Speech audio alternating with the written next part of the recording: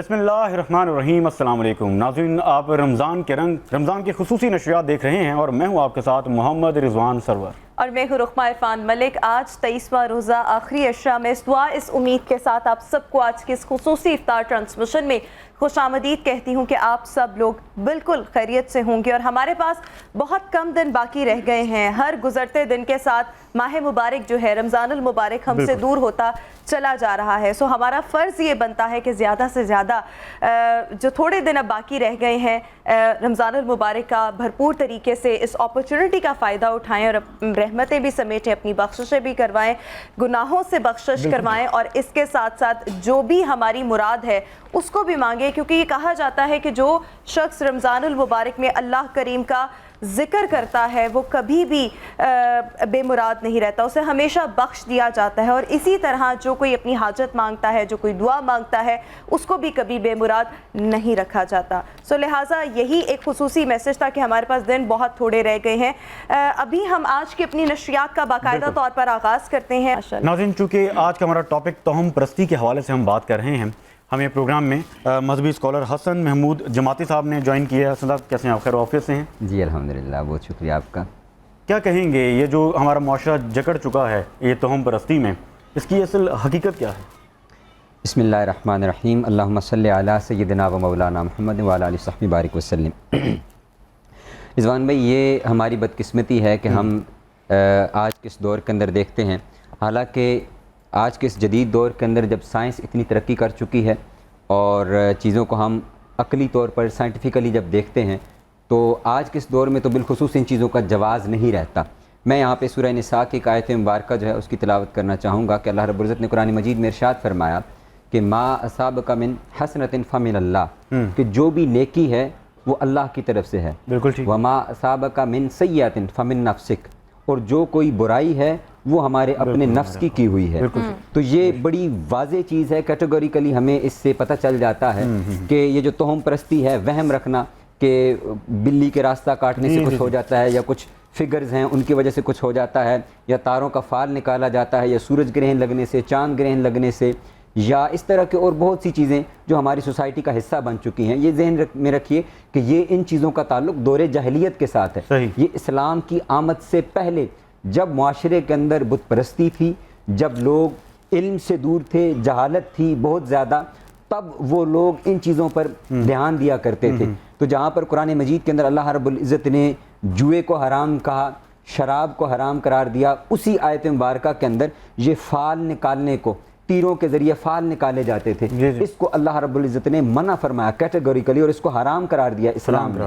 अच्छा हसन साहब, मैं अगर थोड़ा सा ऐड करूं तो आपको क्या लगता है जब कोई इंसान बहुत ज़्यादा तोहम परस्त होता है, वहम बहुत ज़्यादा करता है, अच्छा अब वहम भी दो तरह के होते हैं। एक पॉजिटिव मुझे लगता है कि अगर कोई अच्छी चीज़ हो गई या कहीं किसी का नाम देख लिया और आप उस शख्स के बारे में सोच रहे हो तो आप सोचने लग जाते हैं अच्छा मेरी इससे कोई कुर्बत डेवलप हो रही है या कुछ भी, मतलब पॉजिटिव भी। और नेगेटिव ये होता है कि अगर आपकी, जैसे अभी लेट्स सपोज बड़ी सिंपल सी एग्जांपल है, आपकी लेफ्ट आंख ब्लिंक कर रही है, बार बार फड़क रही है, तो इसका मतलब ये है कि जी कुछ होने वाला है, गलत होने वाला है। और इस तरह की बेशुमार इस तरह की एग्जांपल्स हमारे यहाँ मौजूद हैं। आपको क्या लगता है ये हमारे ईमान की, अकीदे की कमज़ोरी है, या इसकी एक बहुत बड़ी वजह ये है कि बहुत अरसा अगर हम बरे सगीर के यहाँ लोगों का जिक्र करें, मुसलमानों का जिक्र करें, अब हम पाकिस्तान में, लेकिन एक तवील अरसा हमने हिंदुओं की सोहबत में गुजारा है और हमारे यहाँ पर आज भी वो दकियानूसी रसूमात जो हैं वो वहाँ से आई हुई फॉलो हो रही हैं। तो क्या असल रीज़न आपको क्या लगता है? जी बिल्कुल ऐसे ही है। मैं यहाँ पे कुरान मजीद की एक और आयत मुबारक को पेश करना चाहूँगा, और जिसमें अल्लाह रब्बुल इज़्ज़त ने इरशाद फरमाया कि इन्नमा यख्शल्लाह मिन इबादिहिल उलमा, अल्लाह से डरने वाले वो उलमा हैं। यानी ये जितनी चीज़ें आपने गिनवाई हैं इसकी बहुत बड़ी और बेसिक रीज़न वो इल्म की कमी है। वो हर तरह का इल्म है, और बिलखुसूस जब हम कलमा गो हैं, मुसलमान हैं, तो हम पर तो इल्म फ़र्ज़ करार दिया गया है कि तलबुल इल्म फ़रीदतुन अला कुल्लि मुस्लिम, वो हर मुसलमान पर फ़र्ज़ है। तो उसमें जब आप दीन का इल्म सीखते हैं, कुरान मजीद के करीब जाते हैं, तो पता चलता है हमें कि ये जितनी चीज़ें जिनका अभी आपने तज़किरा किया है इनका हकीकत के साथ कोई ताल्लुक़ नहीं है, बल्कि आका अलैहिस्सलाम ने एक हदीस कुदसी है कि अल्लाह रब्बुल इज़्ज़त ने इरशाद फरमाया कि मैं बंदे के गुमान की तरह हूँ, वो मुझे जैसा सोचता है वो मुझे वैसा पा लेता है। یعنی ہم کہتے ہیں کہ جب کسی کے بارے میں ہم اچھا گمان رکھتے ہیں، ہم اچھی سوچ اپنے ذہن کے اندر ڈیولپ کرتے ہیں اور اپنے دل کے اندر اس کے بارے میں اچھا خیال کرتے ہیں، تو اللہ رب العزت وہ معاملہ ہمارے ساتھ بہتر فرماتا ہے. اور اگر ہم چیزوں کے بارے میں برا سوچنا شروع کر دیتے ہیں، نیگیٹو جو لوگ ہوتے ہیں ان کے معاملات ہمیشہ خراب ہی رہتے نیگیٹو رہتے ہیں، وسوسے ہوتے ہیں. یہی تو آخری 2 صورتیں ہیں. اور سورہ الناس کے اندر پھر بالخصوص اسی کو اللہ رب العزت نے فرمایا کہ الذی یوسوس فی صدور الناس، یہ دلوں کے اندر شیطان ہے جو پھر وسوسے ڈالتا ہے. اور فرمایا کہ شیطان جو ہے وہ انسان کے اندر خون کے ساتھ، رگوں کے اندر خون کے ساتھ وہ چلتا ہے، دوڑتا ہے، اور وہ پھر اس طرح کے خیالات ڈیولپ کرتا ہے. اور یہ بالخصوص پھر ایمان کی کمزوری ہے. اگر آپ دیکھیں قرآن مجید کی ابتدا کہاں سے ہوتی ہے، یہ ہمارے لیے بہت بڑا لیسن ہے اور سبق ہے. اور آپ کی اس ٹرانسمیشن کی وساطت سے میں چاہوں گا کہ لوگ اس بات کو سمجھیں. یہ بڑا اہم موضوع ہے کہ دیکھیں قرآن مجید نے اس وہم کو، توہم کو کس طرح اس کی نس کاٹی ہے، اس کی جڑ کاٹی ہے. اور وہ پہلی آیت مبارکہ کہ جہاں پہ فرمایا کہ ذالک الکتاب لا ریب فیہ، سب سے پہلی چیز یہ ہے کہ اس کتاب کے بارے میں کسی قسم کا شک، کسی قسم کا وہم، کسی قسم کی توہم پرستی وہ ذہن کے اندر نہ رہے کہ یہ پتہ نہیں کس کا کلام ہے، کون لے کر آ رہا ہے، کس پر نازل ہو رہا ہے. تو یہ چیزیں کہ جب آقا علیہ السلام، آقا کریم علیہ السلام کی ذات مبارکہ موجود ہے اور جب وہ ہمیں بتا رہی ہے کہ یہ اللہ کا کلام ہے، تو پھر آگے ارشاد فرمایا کہ کیا کرنا ہے ہم نے. پہلی چیز ہدی للمتقین کے بعد کہ متقین کے لیے ہدایت ہے، وہ کیا ہے؟ یؤمنون بالغیب، وہ ایمان لانا ہے اور ایمان بھی غیب پر لانا ہے. یعنی وہ چیزیں جو ہمارے سامنے نہیں ہیں، پردے کے اندر ہیں، دیوار سے پیچھے ہیں، ہم نہیں جانتے اللہ رب العزت کی ذات کہاں پر موجود ہے، کس طرح ہے، وہ اس کی کیا شکل و صورت ہے، ہمارے علم میں نہیں ہے. اللہ رب العزت ایک ہے، ایک سے زیادہ ہے، ہمارے علم میں نہیں ہے. ہم نہیں جانتے کہ ہم نے مرنا ہے اور قبروں میں ہمارے سے سوال ہونے ہیں. یہ ساری چیزیں پردے کے اندر ہیں.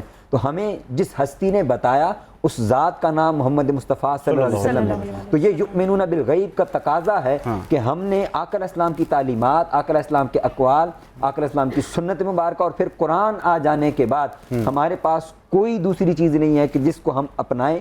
پھر ہم نے اسی سے پورا دستور حیات ہمارے لیے قرآن کریم میں ہی موجود ہے. ویوز، گفتگو کا سلسلہ یوں ہی جاری رہے گا. اور جناب ہم ابھی تھوڑی سی بات کریں گے گھروں پر، اور اگر آپ اس مہنگائی کے دور میں اپنا گھر بنوانا چاہتے ہیں تو اس کے لیے آپ سب کے لیے پاک ریزیڈنس، جو کہ ایک ریئل اسٹیٹ مارکیٹنگ فرم ہے، بہت زبردست اپرچونٹی لے کر آ رہا ہے، جس کو اویل کرنے کے لیے بس اب آپ کے پاس چند ہی دن باقی رہ گئے ہیں، کیونکہ یہ آفر جو ہے صرف رمضان المبارک تک کے لیے ہے. اچھا، آفر کی تھوڑی سی ڈیٹیلز میں آپ کو یہاں پر بتاتی چلوں کہ 10 لاکھ روپے سے بکنگ ہے، اور اس کے ساتھ ساتھ انتہائی آسان ایک ساتھ 30,000 پر منتھ آپ ایک بنے بنائے گھر کے لیے دیں گے، جو کہ 4 سال تک یہ جو قسطیں ہیں، انسٹالمنٹس ہیں، آپ کو ادا کرنی پڑیں گی. لیکن سب سے امپورٹنٹ یہاں پر بات یہ ہے کہ اگر آپ 50% پیمنٹ کر دیتے ہیں، اور وہ چاہے ایک ہی دفعہ کر دیں یا ایک سال میں آپ کی 50% کمپلیٹ ہوتی ہے، جب بھی آپ کرتے ہیں it's totally up to you.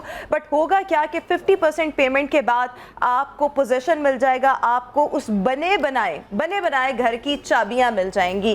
سو پاک ریزیڈنس نے یہ جو چیز ہے، گھر بنانا جو خواب ہوتا ہے، سب کا ڈریم ہوتا ہے، جس کے لیے ہم سب لوگ اپنی ساری زندگی تھوڑی پیسے جمع کر کے، بڑی ہارڈ منی ہوتی ہے لوگوں کی.